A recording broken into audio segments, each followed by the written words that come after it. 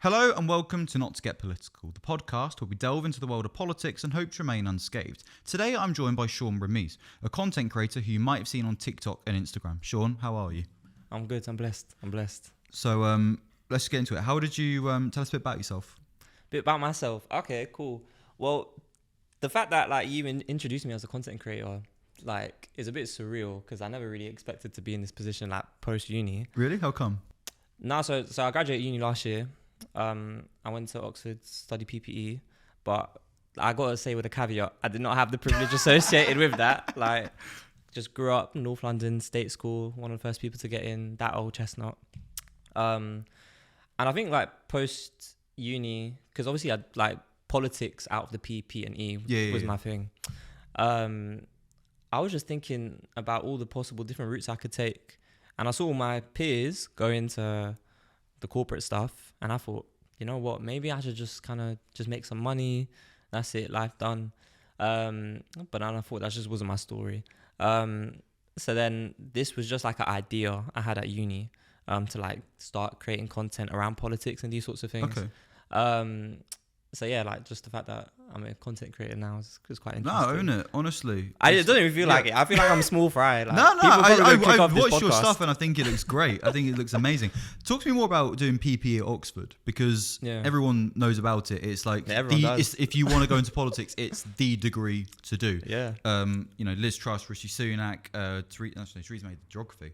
A lot of our prime ministers have done David that Cameron, degree. Yeah. So they kind of there's that sort of element of I'm following in a lot of people's footsteps. Yeah, no, I mean, look, so post uni, I was just a nerd, right? So I did youth parliament, I did debating. I was always reading on up on political philosophy. I used to read people's Wikipedia pages and be like, bro, how did I become this person? Okay. How did I get here? Whose pages were you reading? You know what? Just random philosophers. I think the person that stood out to me most, which actually didn't take any sort of uni route, was Akala. Okay. Because I'd see the way. So I was introduced to Oxford through his Oxford Union talks and these sorts of things. Oh, really? And I'd see the way how because that's how I found the Oxford Union page. Then I realized Oxford Uni was a thing.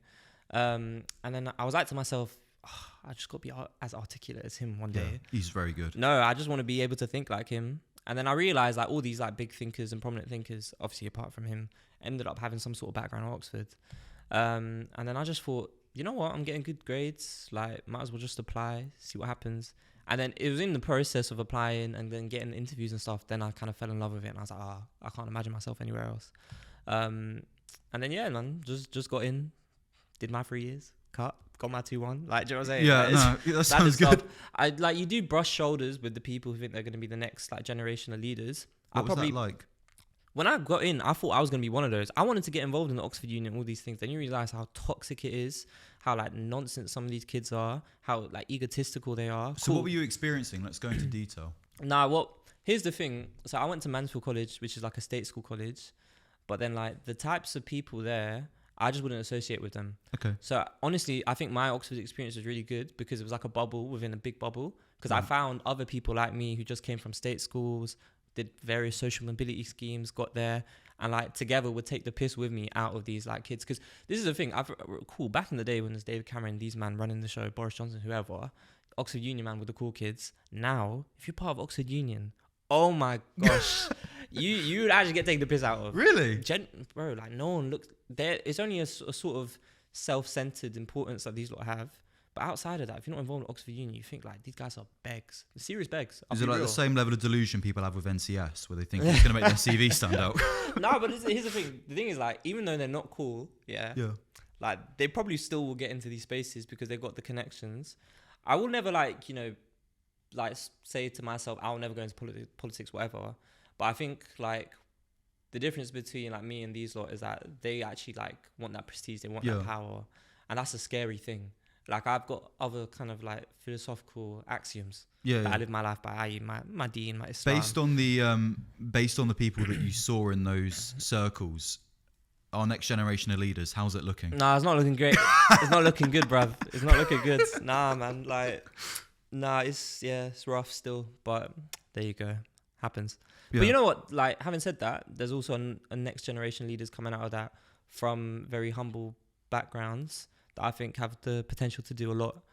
So for every sort of like weird individual I met at Oxford who I thought, yeah, like, you're just a bit of a prick, I probably met like 2 amazing, like, or 3 like very talented, inspiring people as well. So, that's good then. It always feels like with a lot of these situations, it's like we want to break that mold of like, you know, doing going to Oxford, going to Cambridge, those sort of universities, Russell Group, and then going into politics that way and trying to break that mold. But then I guess if you're like a 16, 17-year-old and you look at the people that are achieving in the positions that you want to be, and it's like, well, that's the route that they followed. So it almost seems like that cycle is never going to be broken. What do you think? Yeah, no, I don't think, like, this is the thing. I think people think there's something intrinsically wrong or inherently wrong going to Oxford. And obviously I'd say that's false, because it is, in my opinion. I think, like, the only issue is that in the past, the only people who have got there are people from privileged backgrounds. So it's like a confounding influence, right? Like, the issue isn't that people go to Oxford. The issue is just that there's a lot of privileged people.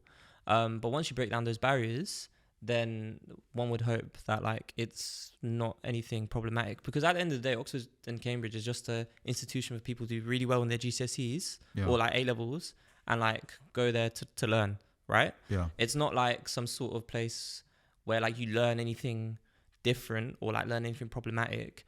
The only problematic thing is that it gets an influx of people from very privileged backgrounds who don't know how to relate to other walks of life. Which is why I think, like, the university is honestly doing good work now with a lot of the social mobility schemes it has, and getting a new demographic in. So I don't think it's sort of eternally just. So let's look at your content and what you're producing. How did that come about? Basically, it came about because I remember it was lockdown, and I was getting rejected from these like law vacation scheme offers and things like that because I wasn't putting my heart into it. And then I remember sitting down watching BBC iPlayer, and I saw Louis Theroux do, like, I just binged his documentaries, and I thought, damn, like, this guy is sick. And I thought, why can't I do something like that? Because I'd love just to go out and talk to people and just honestly speak to them as just a human being to find out why they hold the beliefs they hold. So then after university, I worked in the civil service actually for 3 months, and it's a straight desk job, like bureaucracy. I was in the Department of Business, Energy and Industrial Strategy, actually. Okay. And then I just thought to myself, like, gosh, this is dragging on. Yeah. And then in my heart, I just had a burning kind of sensation to be like, you know what? Your life can't just be working like this. Like, you know you want to do something, so just go do it. So then I made my first video last summer on Notting Hill Carnival, just documenting it and wanting to just kind of change the narrative around what people think Notting Hill Carnival is about. Yeah. Which is important to me because I'm from Trinidad and Tobago. And then from there, I went to the Queen's funeral, started chatting to some people just to That must have been interesting. No, it was very interesting. Just to talk about some of like the political ideas they have and just to try to see what they thought about the kind of problematic views that people have of the monarchy as well. And then from there, it just went on. And I just carried on doing it. And just talking to people, honestly, that it just became my niche, I guess. So looking at your content, the 2 videos that have kind of stood out to me in particular was one that you did down in Dorset. Recently, talking about people with the Bibby Stockholm barges, and then Notting Hill Carnival. We'll get onto that one later. So talk to me about your time down in Dorset. What was the general mood? Yeah, so the important thing about these videos is that you don't know what you're going to find when you go. So you can plan for like all these sort of contingencies, but you never really know what people are going to say. So we got there, and then we heard there was a protest going on. So we just went, said, cool, let's see what's happening. And honestly, like, the vibe was very, like, people were very passionate, I'll tell you that much, but it also broke down a lot of stereotypes for me, because I was thinking like, oh, these might just be some sort of backward town dwellers, whatever, probably gonna look at me and just get scared or whatever. But honestly, I actually had some very lovely conversations with people, and of course, like, pretty much all of them, most of them hold a lot of like quite cultural kind of racial prejudice, but a lot of people do.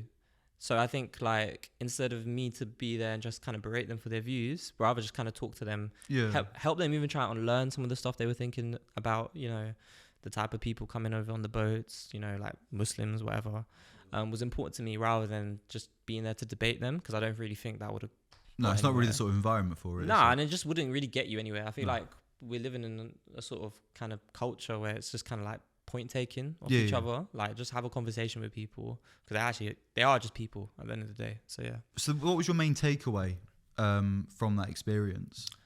So there's definitely, like, obviously there's a lot of racial prejudice, a lot of cultural prejudice as well. They definitely hold the view that they think their culture's more superior to others, especially that of the East. But having said that, the reason why they are so enraged is probably more to do with political and economic factors, insofar as the fact that they've been left behind. Dorset council doesn't, put in policies that actually help improve their lives. They're talking to me about how it takes them 3 hours to wait for the ambulance. There's kids who have had serious accidents and they haven't got to see the GP in a while. And it's like, okay, so all that's happening to you, and then you just all of a sudden you see a boat come with 500 strangers, all men, and then all of a sudden it's like they get a private access to a doctor and all these facilities. Of course they're going to be enraged, right? Cool, I don't want to say put aside the cultural prejudice or whatever, but you can see from their perspective how they're going to feel about these things. And then obviously they have all of these prejudices impressed on them, that they're just going to scapegoat that as the issue, without actually looking to the wider fact that it's the government that doesn't really care about them, just leaving them behind. Now, a lot of them aren't pro-government necessarily either, but I think a lot of their angst and anger is definitely misplaced, for sure. Okay.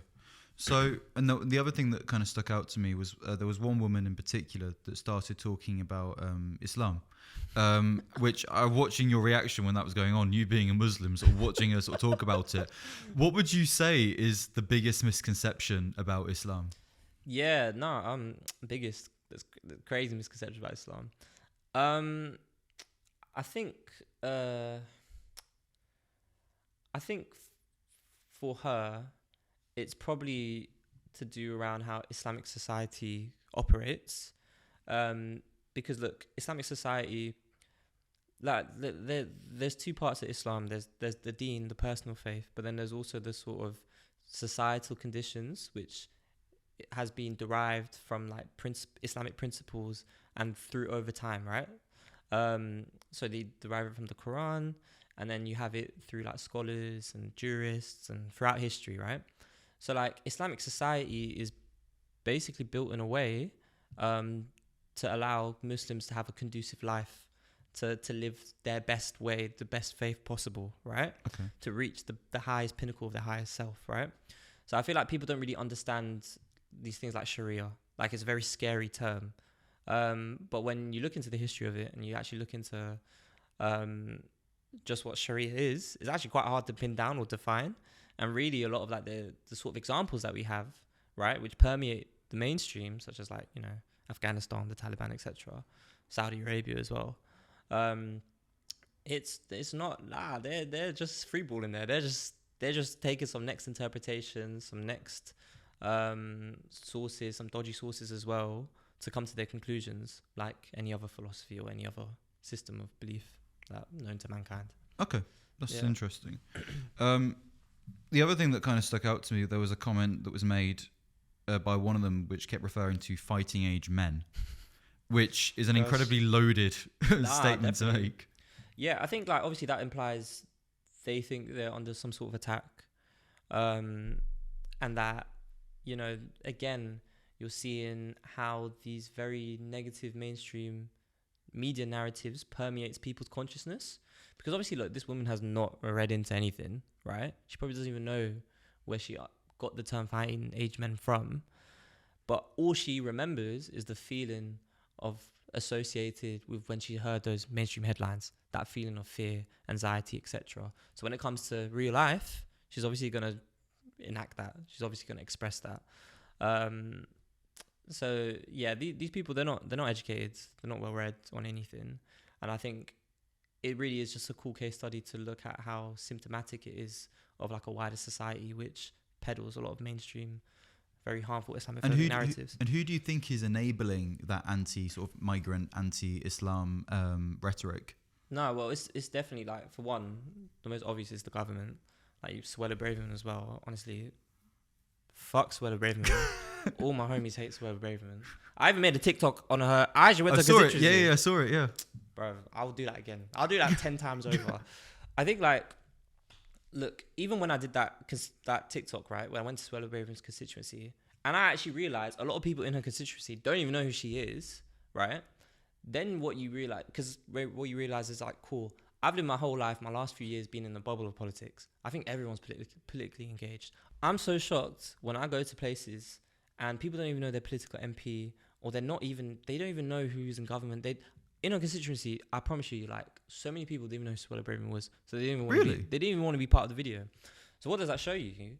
Well, like, for her, it's not really about being a serious politician. It's just about being elected again. So how do you be elected again? You just play on these cultural narratives, which allows to like permeate people's minds, people's consciousness. So then when it comes to re-election again, people who aren't educated or don't read up, they're just like, oh, like, yeah, she's the lady who likes against those migrants coming over. Yeah. Vote, done. That's all she cares about. And I feel like these people are soulless. They don't have no principle. And like, well, obviously Allah will deal with them in it one day, but yeah, that's just me. Well, she's Hindu, so I don't suppose. Yeah. Yeah. Well, I guess we'll see. Yeah. And who else do you think is enabling those sort of narratives that we're seeing? I think and then it's just obviously like private companies like the Daily Mail, etc., which obviously has a strong history of that. You know, GB News, and again, they're not serious companies. Like people tend to be so outraged, right? That people like.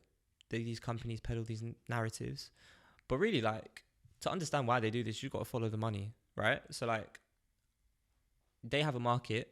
Their market is traditional kind of like English people, and they know what they want to hear. And the way they make money is capturing attention and capturing engagement, right? Because obviously they're media outlets. So what do? They peddle the craziest narratives, the most outrageous things possible, which are so far from the truth. Grabs attention in the headlines, grabs clicks, views, watch time, etc. And they make more money. That's all they really care about. Yeah. Cool. Maybe like somewhere deep down, they have some sort of conviction in these political views. But like, to me, the reason why I know it's so clearly to do with money is because they're just not nonsensical. They're just stupid. Like, there's no critical thinking involved in a lot of these right-wing talking points. So it's like, I actually assume you have intelligence. And because I assume you have intelligence, I know you don't actually truly believe this. Yeah. You're just trying to make some money in it.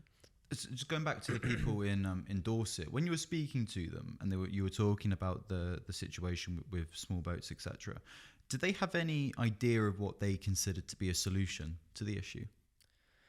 Yeah, so I think... okay, so on the one hand, something that was interesting to me was that which I didn't know, is that a lot of councils across the UK actually rejected having the boat there. So apparently even London, Westminster, like on the Thames, I think, well, this is what they claim. So I have not checked this. I don't want to. But like they said, Sadiq Khan rejected having the Stockholm barge there. And then I was just like, crazy. Because honestly, right, it makes most sense to actually house migrants in London. Because honestly, on the Thames, if there were 500 migrants, I don't think people would even care. I think the opposite would happen. They'd have a much better life. People bring them free stuff. Really, on the Thames, it's like the most dirtiest river in the. Well, as in, like, in terms of reception for people around, because obviously. But then there are refugees in London hotels though, and there's been cases where they've complained about their living standards, and then you have like the likes of Richard Tice and these other sort of right-wing politicians going along trying to basically get them to say whatever they can. No. So as in, I think wherever they're housed, I think the status quo is that they're going to be in bad living conditions. But it's like bad living conditions in a multicultural city where migrants can go to the mosque, can go to get, I don't know, halal food, whatever. Yeah. Because a lot of them like come from Muslim backgrounds. Or bad conditions in a bad town where people hate them. Do you know what I mean? So I think it's a Pareto efficient improvement. But all I'm saying is that like that was quite interesting because I was like, oh, okay, cool, interesting. I wonder why they were rejected from certain areas and not other areas. But on the whole, people didn't really have solutions. They were just quite enraged about the fact that this was happening. And I think this was the sort of trigger for them to come out and protest and unleash all of their kind of angry sentiments and things like that. So you were at Notting Hill Carnival, which happened last weekend. Yeah, I was. Did you enjoy it? Yeah, no, it was good vibes, man. It's always good vibes. It looks good fun. Caribbean people, man, like they just know how to party. Yeah, they know how to bring. It looks like a really good time, but obviously with it comes a lot of negative media coverage. Obviously, it often feels like to me Notting Hill Carnival is like a racist person's purge, where they basically get like a couple of days before and a couple of days after to write the most like racist, riddled with microaggressions, and basically about the event, and it's under the guise of like legitimate concerns, and they can sort of get away with it. And you read it and you go like, oh, come on, like we all know what you really mean by that. No, of course. I think like there's clearly always has been an agenda against Notting Hill Carnival, and even since its inception, there has been. So like that sort of narrative is a truth as old as the dawn of time, really. So yeah. What was it like to witness, just to see it all going on? No, I mean, look, this is such a good vibe, and I think it's so diverse and like what's going on. So on the main floats, you have like the soca parade, where people play traditional kind of like, if it's Trinidadian music, Jamaican music, whatever, and that's where. So I went on the Sunday, and that's actually kiddie carnival. So that's where like families come, they bring their kids. There's also Juvert, so like, you know, paint splashed amongst people. Like, it's just a good time for everyone to get involved. And then also you have like sound systems, you have stalls, and it's really spread out. So if you don't want to be in like a very crowded area, you actually just don't have to be. Like, just don't go there. It's really easy. Yeah. Obviously it's easy to fall into these things, but there's a lot of police presence around. Like, I think that's another thing that I picked up as well when I was just being there as a person. Like, everywhere you go, there's police officers, for better or for worse. Some people obviously have some anxieties around police officers from traditional kind of Caribbean communities, but other people, like, you know, your right wing, they should be very happy there's police officers everywhere. So there's also that. But I think regardless though, from my experience anyways, and my friend's experience, it's a very good time. So with obviously with the police presence being there, and the Police Federation always sort of put out a statement every year, basically sort of being quite anti Notting Hill Carnival. I remember last year when they put out a statement saying that X amount of police officers had sustained injuries, and then they had to retract that statement because it found that I think like half of those injuries had been like the majority of those injuries had been self-inflicted. It's kind of sort of insane, but what's interesting though, I've always noticed, is that there's a lot of negative coverage about what goes on at Notting Hill Carnival, but never at festivals like Reading, for example. When I think like when I was there, I remember a couple of years back, there were people filling their tents full of aerosol and then setting fire to them. And you sort of see all the carnage going on there. And it's like, where's the articles about that in the Daily Mail? Where's it in the Telegraph? Well, it's probably because it's their kids doing it. But it's, you know, it's one of those ones. Yeah, of course. I think, go on that. So, I'm trying to think, where can we go from here? So what were you covering that with your content, putting out? Yeah, I think I'm going to make it like a little annual thing because it's quite cool. Because of like, it was my first video. Yeah, of course. But I just want to like peddle the narrative, or like fight that kind of mainstream narrative that like is some sort of dangerous festivity. And actually when people go there, they can have good fun. They can have good time with their family.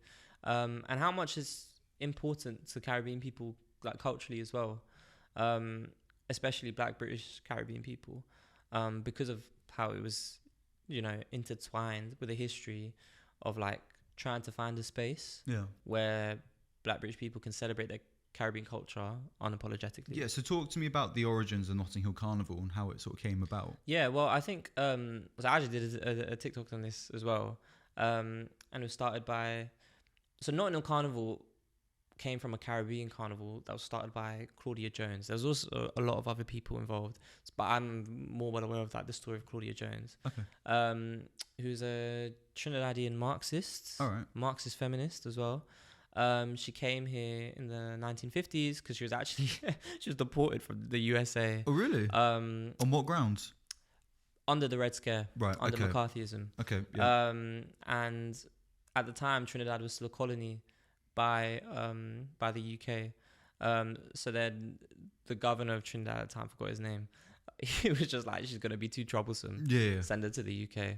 And I feel like for a normal person, that will definitely kind of scare them. And like make them want to like kind of step down. But for Auntie Claudia Jones, it was quite the opposite. When she came in, she started the West Indian Gazette, which was like a newspaper to basically spread cultural ideas around the Caribbean, and basically just raise that level of political consciousness around Caribbean people, just African people, and also Asian people as well. And she did something similar in the US through various communist networks as well, when fighting against like the kind of racist status quo. Yeah. And she did that again here, basically, in London, really. So she set up in Brixton. That's where she produced the paper. And then in like 1959, I think, she started the Caribbean Carnival, which was televised as well nationally. Oh, wow. Self-funded as well. And she did that on her own accord, obviously with help as well, to basically start what would be the Notting Hill Carnival eventually. That's really interesting. Yeah. I've never known about the origins at all. No, Claudia Jones is someone people should definitely look into. Yeah. Do you think it's do you think there's kind of a responsibility within education to cover that? Because I've always felt like when learning about Black history in particular in the UK, it's like say with the civil rights movement, for example, it's always taught like it was a problem in the US and that's where the issues were, and we don't reflect on the British civil rights movement and everything that happened there. And to me, that sounds like that's part of a key part of the story. To how we've got to where we are today. No, definitely. Like the amount of like violence that Black British people had to endure post 1950s, 60s, 70s, Brixton riots, Notting Hill riots, Nottingham riots, is not really present in our consciousness, and I think that's definitely a failure of education policy. And there's reasons behind this, right? Because like that kind of saying that history is written by the victors, like. The British establishment don't want you to remember the fact that, like, the police were actually out here quite literally, killing Black people or, abusing them, etc. So it's definitely a shame. But, there's a lot of good work that Black British thinkers are doing alongside Black British groups to raise that level of consciousness again. They just need to definitely get some sort of, like, public kind of state recognition because they're doing a lot of great work. It sounds really interesting, and you're covering all of that, I assume, sort of putting it out there and doing as much as you can. Yeah, of course. Like I think with the Caribbean stuff, definitely, but obviously I'm not a person. Of course. Yeah. So then like it's not really my space to try and like start that conversation. But obviously when it comes to Caribbean culture, Medea, of course. Yeah. So the last little bit I want to talk to you about was your video when you were at the coronation, I believe it was, and speaking to people there. And if you haven't seen the video, you should watch it because it's very amusing. To watch. It went viral. Yeah, no, it was the one where you're speaking to those two women and you're asking about Prince Andrew, which is always an interesting topic of conversation. I'm sure many people have had that with their families. So what was the thought process behind that? Look, like when I start these videos, I do definitely have different intentions. So for example, the migrant crisis, I actually wanted to cover that properly. But with this King's coronation stuff, I just thought, let me just go make a funny video. And because I know some people say some wacky stuff. And they delivered. No, they did. They delivered. You could trust monarchists to do that. I just kind of wanted to see, like, why did they like care so much about the monarchy? Like, why is it so integral to their identity? And what they actually thought, because I'm not like asking them crazy questions. No. Like they are just saying this, and I'm just like, fair enough. Like, fair enough. Yeah, asking about Prince Andrew, it's like, what do you think about him? They're like, oh, everyone's got like a bad apple in their family. It's like, not a nonce though. Yeah, it's one of those. Of course. Yeah, people clipped that, and that went like viral. Well, that was GK Barry, wasn't it? Who clipped it? Yeah. GK Barry. You must have been like, it must have been like the scene of Scarface. The montage scene. Listen, she got more likes than me, so fair enough. It's probably like the most positive ratio ever, though. It's a positive ratio. But I think like what I try to do is like even amongst the kind of like funny comedic ones, like underlying it, there's still some sort of political message that you can get through, and it's that for me going there, my conclusion was that one of the reasons that people kind of cling on to the monarchy so much is because people are really striving for a sense of community. Like when you go there, it's actually a good time. If you wanted to go there just to have a fun time with random people, like fair enough, right? Because if you go to the tents, people like talk to random people, like people they never met before. You don't get that in England. You get that in other countries where you can just have that culture of like going up to people and just getting to know them as strangers. Yeah. But here in the UK, especially London, like, definitely 100%. Look at the Tube, right? Someone could have a heart attack and the person's still reading the Metro. They don't care. I'd be the person reading Metro. When you go there, you realize people are trying to cling on to something to make themselves feel as if they're part of something. And honestly, I can't hate on that, right? Because honestly, like, it is a different culture to mine, and I got to respect that. Yeah. But I think it's just interesting to see what kind of conclusions people come out with as well. It's interesting that you mentioned that there seems to be this sort of this culture and this sense of community amongst monarchists and royalists. Do you think that the royal family acknowledges that and sees that and actually cares about those people? I think it's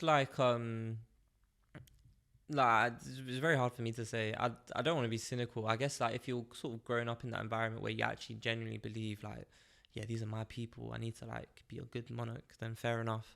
I'm not really particularly interested in what they think, to be honest. I think like, because this is the thing, right? Even like from my backgrounds, and my friends are all from ethnic backgrounds, their parents love the Queen. They love, like, my aunties absolutely love the Queen and like whatever's going on. So I think it is kind of special in that sense, because it's nice to have something that can bring people together. Yeah. But then, like, obviously, as like a student of politics and history and these sorts of things, it can be problematic, right? I guess especially if you're doing something like PPE or any sort of like social science, if you're learning about the issues within the world and the institutions that uphold those very issues that you want to get rid of, and when you see something like the monarchy, which arguably is one of those institutions that is creating these problems, you look at it and go, well, that needs to be rid of. No, definitely. And I think like you said, it's hard for us who study these things to kind of like really understand why people would love the monarchy so much, which is why I kind of do these videos for myself as well, just to really get into people's heads. But at the end of the day, like, you know, it is what it is. Yeah. Like, I'm not here to campaign to be like, oh, get rid of them, I'm so angry and vexed. You know what? If there is something that brings people together, like, I'm sympathetic to that. Yeah. At the end of the day, that video is purely just to kind of show the farcical nature of how like people can behave. Well, it was a good watch, and as is with all of your content. I appreciate that. Sean, before you go, thanks so much for this conversation. I really appreciate it. No, of course. Is there anything that you'd like to promote before you go? Promote? Yeah, the floor's yours. Crazy. You know what? Yeah, I'm an employee as well. Yeah, this is crazy. This is going against my proletariat instincts. But I work for a startup called Greenworks, and we're trying to get people into green jobs. So just look out for that if you're interested in green jobs as well, because, you know, we're all trying to hit net zero. Then make sure you check that out as well. And also, let me shout someone else out, if that's okay. Yeah. My friends are starting their own media kind of channel called Kids of the Colony. That's basically where they're exploring identity. They've done a whole series in Bangladesh. They're doing a 10-part series where they're doing 30-minute episodes and stuff. So that's cool. And I'm going to be involved with them in the future. That sounds really good. Yeah. And to all of you listening, thank you so much for engaging and continuing to follow us. We really appreciate it. And we will see you for the next episode. Thank you.